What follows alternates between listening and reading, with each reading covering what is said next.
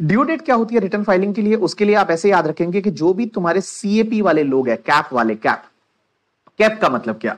तो सी का मतलब होता है company, company, C for company. A का मतलब होता है audit party, audit party means person required to audit their books of accounts under income tax act और under any other law. And यहां पे पी का मतलब होता है किसी पार्टनरशिप फर्म का पार्टनर, और फर्म की ऑडिट होती है।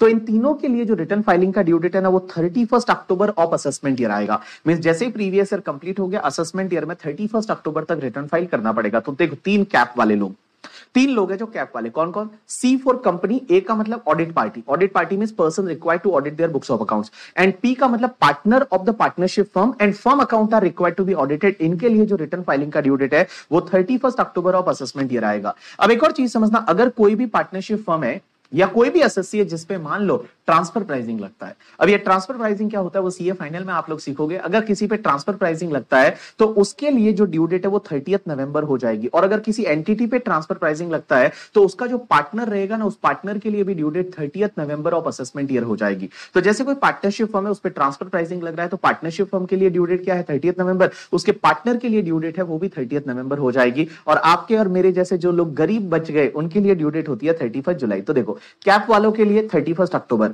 उसके बाद ट्रांसफर प्राइसिंग वालों के लिए 30 नवंबर, और बाकी जो लोग बचे उसके लिए 31 July of the assessment year. अब एक और चीज समझना, यहां पे जो गोवा है, गोवा है, उसके बाद दमन एंड दीव है, एंड दादर नगर हवेली है, वहां पे एक पोर्चुगीज लॉ लगता है। ये इंडिया में कब मर्ज हुए पता है? 1960 के आसपास ये इंडिया में मर्ज हुए, उससे पहले इंडिया में मर्ज नहीं थे, इस पे पोर्चुगीज रूल करते थे। तो पोर्चुगीज एक लॉ होता है जिसको बोला जाता है पोर्चुगीज सिविल कोड 1860। अब एक चीज समझना, उस लॉ में क्या होता है पता है? कि जो भी हस्बैंड कमाता है ना, वो वाइफ में इक्वली डिवाइड होता है, या जो वाइफ कमाती है वो हस्बैंड में इक्वली डिवाइड होता है, सैलरी को छोड़ के।